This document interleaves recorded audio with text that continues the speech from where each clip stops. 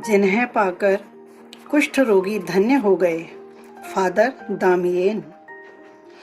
बढ़ते हुए कुष्ठ रोगियों को जन सुरक्षा की दृष्टि से हवाई द्वीप की सरकार ने उन्हें अलग टापू पर रहने का प्रबंध किया। यह टापू मोलोकाई के नाम से जाना जाता है। ज्यादा पुरानी घटना नहीं है, अभी 1 शताब्दी पूर्व की ही बात है। तब हवाई द्वीप में कुष्ठ रोग फैलता जा रहा था। कोढ़ वैसे ही छूत की बीमारी है। हर कोई इससे और इसके रोगी से बचना चाहता है। इसलिए सरकार ने यह निर्णय लिया ताकि और अधिक लोग मरण से भी गई गुजरी कोढ़ की बीमारी के शिकार न हो जाएं। देश भर के कुष्ठ रोगियों को हवाई द्वीप के बंदरगाह पर एकत्रित किया गया।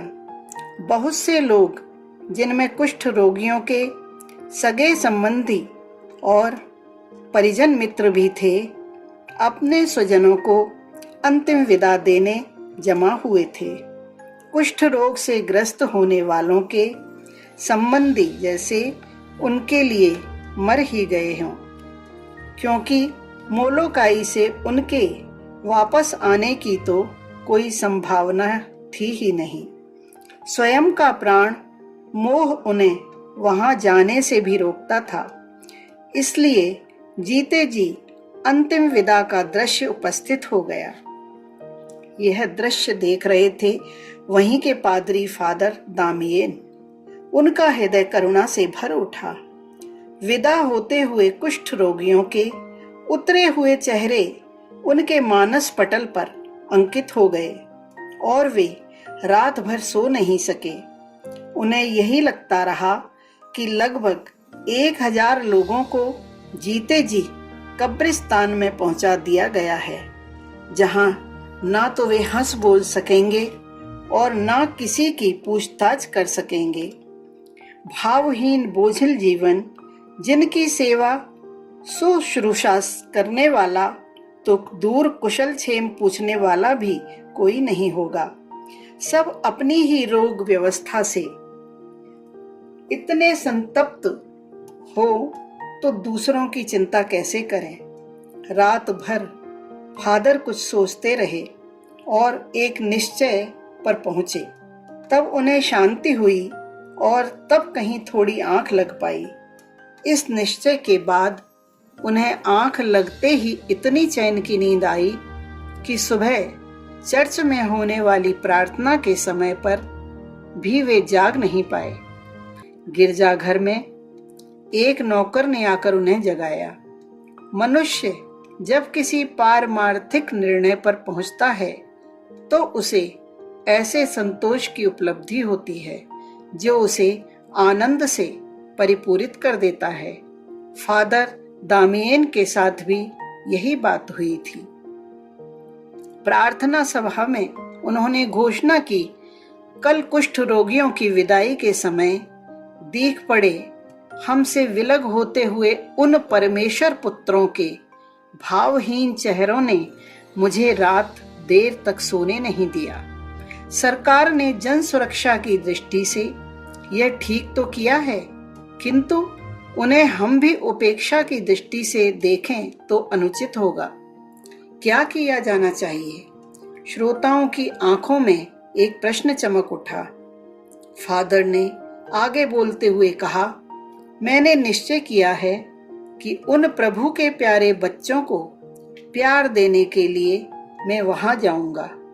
उनके शरीर को कोई रोग हो गया है तो क्या हुआ, उनकी आत्मा को जागृत करने का अवसर तो दिया जाना चाहिए। श्रोतागण सिहर उठे। कोड़ियों के बीच नर्क कैसे वातावरण में फादर कैसे रहेंगे? गंदगी से ही जिन्हें इतनी घृणा है कि वे चर्च की फर्श पर गिरा हुआ गीली मिट्टी का कण भी नहीं देख सकते, वे कैसे कुष्ठ रोगियों के रिश्ते हुए घावों की मरहम पट्टी करेंगे? सामान्य व्यक्ति भी कोड़ी के समीप जाने और उसे छूने से पहले 1000 बार सोचता है। अपनी सुरक्षा की चिंता करते हुए उनके लिए कुछ कर देना और बात है। इसी का उपाय भी चाह रहे थे, परंतु फादर ने अपना निर्णय सुनाकर तो सभी लोगों को विस्मय में ही डाल दिया। मित्रों ने समझाया कि धार्मिक नेताओं का सेवा के लिए तत्पर रहना तो सर्वथा उचित है। दुखियों के लिए प्राणों की बाजी लगा देने की बात भी समझ में आती है, परंतु जानबूझकर सारे जीवन को मंद गति से तिल तिल जलाने का प्रयत्न करना तो मूर्खता ही है। अपने मित्रों के परामर्श का उन पर कोई प्रभाव नहीं पड़ा। वे बोले, मुझे इसकी तनिक भी चिंता नहीं है। जब अपना जीवन परमात्मा के हाथों में सौंप दिया तो उसकी इच्छा आज्ञा की उपेक्षा क्यों की जाए। भला बुरा सब उसी के पक्ष में चला गया है। हम अपने सर पर क्यों चिंता का भार लें। तुम कैसे कह सकते हो कि यह ईश्वर की इच्छा है। जीवन भर प्रभु आज्ञा का रक्षण और बोध करने वाले पादरियों ने फादर दामियन से पूछा। भूल गए मित्र? स्मरण कराते हुए फादर ने उत्तर दिया, वह परमात्मा हर व्यक्ति के हृदय में बैठा अपनी आज्ञाएं दिया करता है। फादर दामियन को बाइबल में ईसा का यह उपदेश बार बार याद आ रहा था, जिससे उन्होंने अपने एक शिष्य से कहा था, इन छोटे से छोटों के लिए तुम जो कुछ भी करोगे वह प्रभु का हो जाएगा। ईश्वर भक्ति का सच्चा स्वरूप भी यही है। भजन की सार्थकता इसी आदर्श को क्रियान्वित करने में सिद्ध होती है।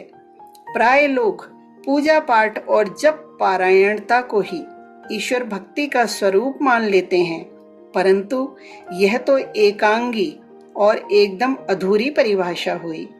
जब तक हृदय में सेवा सद्भावना का उदय नहीं हुआ, समझना चाहिए हमारी साधना अभी एक पक्षी ही चल रही है। फादर दामियन ने इन अर्थों में ईश्वर भक्ति की सर्वांग साधना का मार्ग पा लिया था। छोटों की, दीनहीनों की, पिछड़ों हुओं और दुखी दरिद्रों की सेवा साधना के लिए, उन्हें ऊंचा उठाने के लिए जब अंतःकरण कस मसाने लगे तो समझना चाहिए ईश्वर की सच्ची उपासना हो रही है। फादर तो अपने निश्चय पर दृढ़ थे। सेवा करने के लिए उन्होंने धार्मिक क्षेत्र में पदार्पण किया था, न कि लोक श्रद्धा का केंद्र बनने या सेवा करवाने के लिए। अधिकांश लोग इस क्षेत्र में लोकेशना, वाहवाही और जन श्रद्धा के पात्र होने के कारण मिलने वाली सुख सुविधाओं के प्रलोभन में पड़कर ही आते हैं। धर्म के नेतृत्व की आवश्यकता ऐसे छद्मवेशी पाखंडी पुरुषों से पूरी नहीं होती। वह तो साधक स्तर के सेवा और प्रेम की कसौटी पर खरे सिद्ध होने वाले व्यक्तियों द्वारा ही पूरी होना संभव है। अन्यथा और प्रकार के लोग तो इस क्षेत्र को बदनाम करने का ही कारण बनते हैं। फादर दामियन मोलोकाई टापू की ओर चल पड़े। मित्र और सुहृदय बंदरगाह पर विदा देने आए। फादर ने सबका आभार माना और चल दिए अपनी साधना स्थली की ओर। मोलोकाई द्वीप पर रहने वाले कुष्ठ रोगियों ने दूर सागर में कोई जहाज आता हुआ देखा तो लगा और कोई उन जैसा भाग्य का मारा व्यक्ति इस स्थान पर हृदय रक्त के आंसू बहाने आ रहा होगा। फादर ने जैसे ही द्वीप पर पदार्पण किया तो 2000 भाव रहित आंखें अपने इस नए साथी की ओर उठी। यकायक विश्वास नहीं हुआ कोई स्वस्थ व्यक्ति जो नगर और समाज में उनकी हवा से भी बचने की कोशिश करता, वह उन लोगों के बीच आ रहा है। फादर ज्यों ज्यों निकट आते जाते उनका विस्मय बढ़ता ही जाता और जब वे एकदम करीब आ गए तो कुष्ठ रोगियों के हृदय में एक आशा का भाव संचारित हो उठा।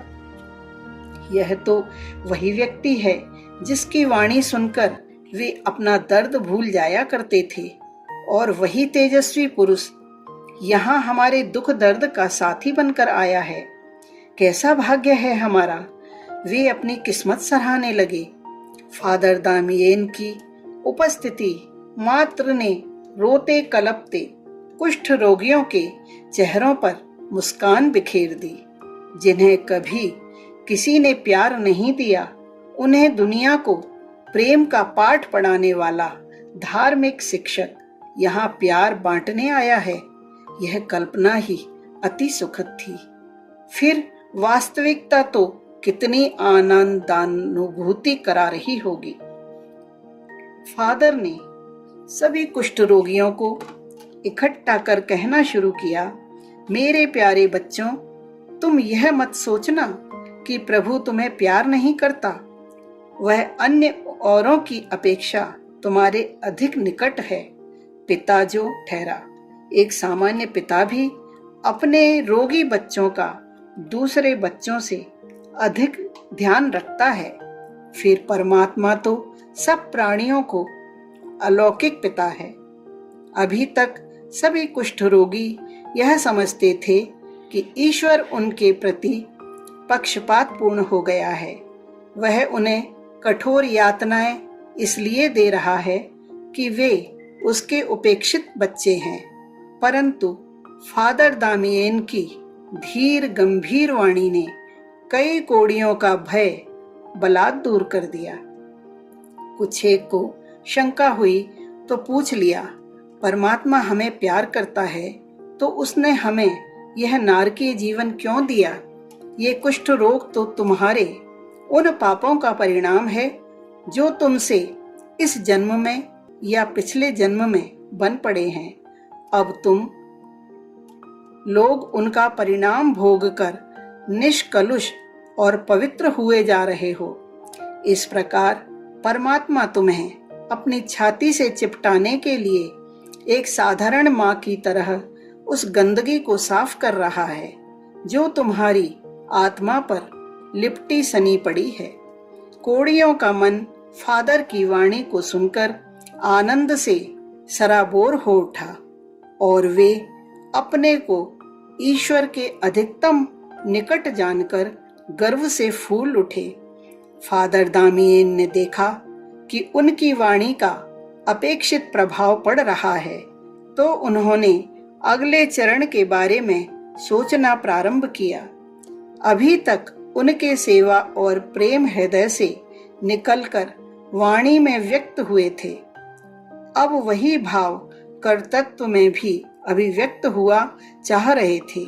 उन्होंने सोचा, कुछ रोगियों को किसी प्रकार कोई काम में लगाया जा सके तो उन्हें अपनी पीड़ा और वेदना से काफी हद तक छुटकारा मिल जाएगा।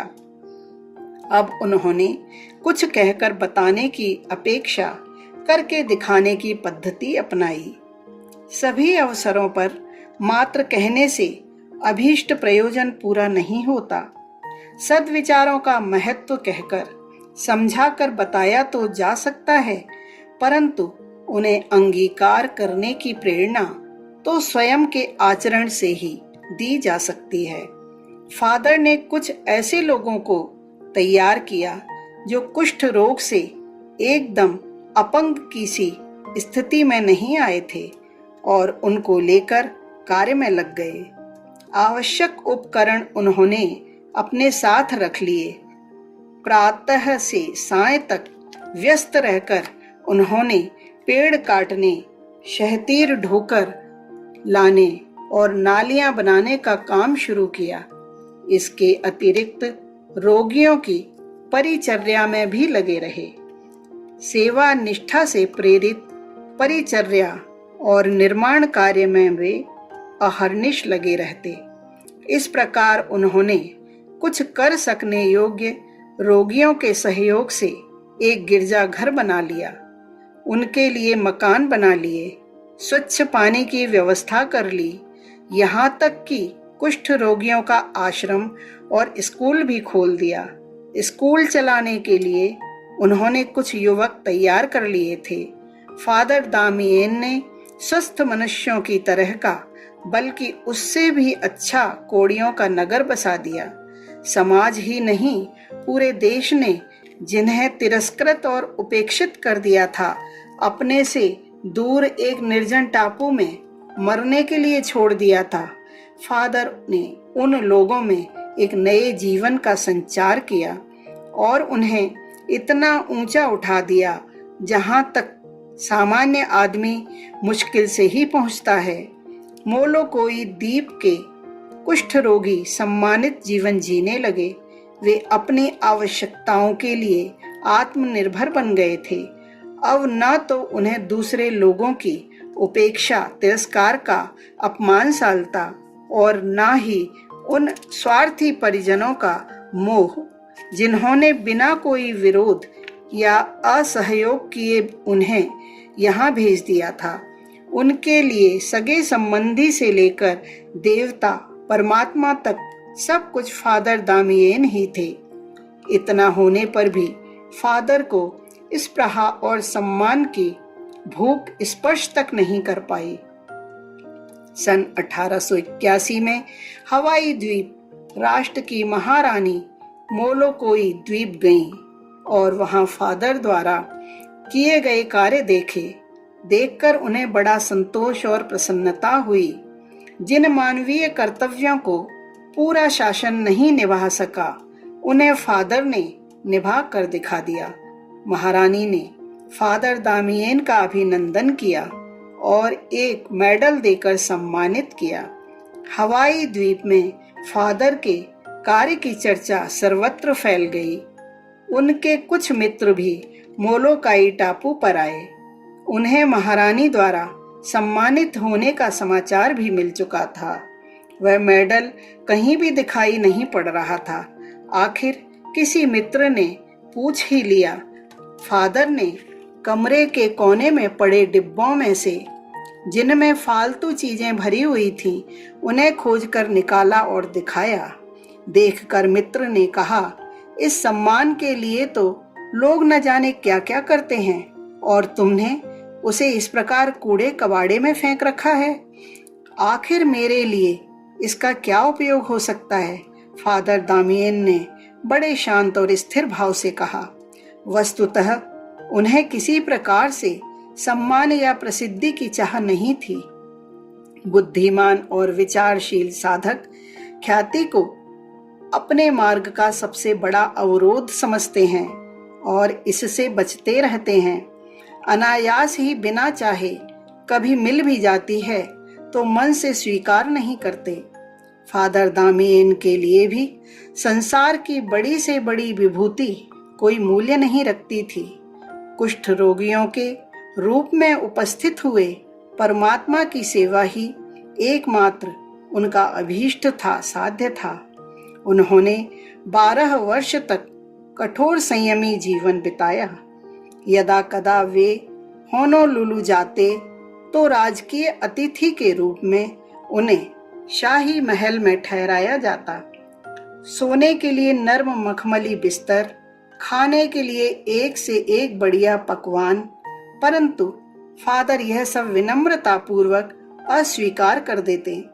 अति साधारण भोजन लेकर वे संतुष्ट हो जाते और नर्म बिस्तर के स्थान पर फर्श के ऊपर कंबल बिछाकर सो जाते। कुष्ठ रोगियों की ईश्वर रूप में सेवा करते हुए उनकी इंद्रियां बाह्य पदार्थों में, सांसारिक सुखों में रस नहीं लेती थी। एकमात्र सेवा ही उनका आनंद था और प्रेम ही रस। एक दिन की बात है, फादर दामियन पानी गर्म कर रहे थे। चूल्हे से बर्तन उतारते समय थोड़ा सा गर्म पानी उनके पैरों पर छलक गया, परंतु उन्हें पानी में तनिक भी गर्माहट अनुभव नहीं हुई। तत्क्षण उन्होंने जान लिया कि परमात्मा के जिस स्वरूप को वे अब तक पूजते चले आए हैं, उसी का पारितोषिक मिल चुका है। गर्म जल के स्पर्श की अनुभूति न होना कुष्ठ रोग के आगमन की सूचना है। वे मुस्कुरा उठे। अपने इष्ट से एक रूप होने की सुखद अनुभूति ने उन्हें आनंदित कर दिया। परंतु जब यह समाचार हवाई द्वीप में पहुंचा तो कई लोग चीत्कार कर उठे। जिस बात का उन्हें भय था वही होकर रही। फादर के साथी कुष्ठ रोगियों की आंखों से भी आंसू बरस पड़े। उन्होंने यह अच्छी तरह जान लिया था कि शरीर अब अधिक समय तक साथ नहीं दे सकेगा। इसलिए उन्होंने अपने कार्य की गति और बढ़ा दी। बाद में 5 वर्ष में उन्होंने इतनी तन्मयता के साथ श्रम किया कि लगता था शरीर से असमर्थ होते हुए भी कोई शक्ति उनकी कार्य क्षमता में रत्ती भर भी कमी नहीं आने दे रही है। उन्होंने अपने प्रिय प्रभु को सदैव निकटतम देखा और मृत्यु के रूप में भी वही आता दिखाई दिया। 15 अप्रैल 1899 का दिन धरती का यह देवदूत अपने साथियों को संबोधित करते हुए कह रहा था, उस प्रभु की छत्र छाया में कोई भी अनाथ असहाय नहीं है। शरीर से कोढ़ी होने के कारण तुम स्वयं को किसी भी प्रकार छोटा मत मानो। प्रभु की निगाह में तो कोढ़ी वह है जिनके मन क्रूरता, स्वार्थ एवं ईश्वर ईर्ष्या के घाव से भरे हुए हैं। शरीर तो आखिर सभी का घटता है, परंतु ईश्वरीय अनुग्रह को अंतःकरण में अनुभव करते हुए हम प्रभु की दृष्टि में असामान्य बन सकते हैं। उसी दिन संध्या को फादर दामियन सदा सर्वदा के लिए यह संसार छोड़कर चले गए, परंतु उन्होंने मोलोकोई द्वीप के निवासियों को उनके माध्यम से संसार भर के कुष्ठ रोगियों को, दीनहीनों और दुखी दरिद्रों को जो अंतर्दृष्टि प्रदान की, उसने उन्हें अमर कर दिया। उन व्यक्तियों को भी जो ईश्वर उपासना और भक्ति को मनोकामनाएं पूरी करने का साधारण किंतु असामान्य साधन समझते हैं, फादर दामियन ने एक नया आयाम दिया। ईश्वर को पत्थर की मूर्ति में तलाश करने वाले, एकांत जंगल और गिरी गह्वर में खोजने वाले भक्तों को एक ऐसा मार्ग सुझाया जिस पर चलकर ईश्वर को तत्काल पाया जा सकता है, उसका सानिध्य अनुभव किया जा सकता है। ऐसे लोगों से स्वयं को संबोधित करते हुए उन्होंने ठीक ही कहा है, तू आह बन किसी की मुझको पुकारता है। मनोबल के धनी भाग 2, लेखक पंडित श्री राम शर्मा आचार्य जी।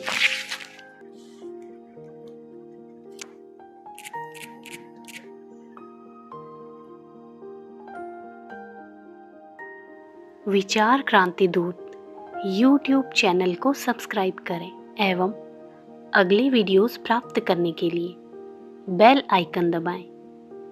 धन्यवाद।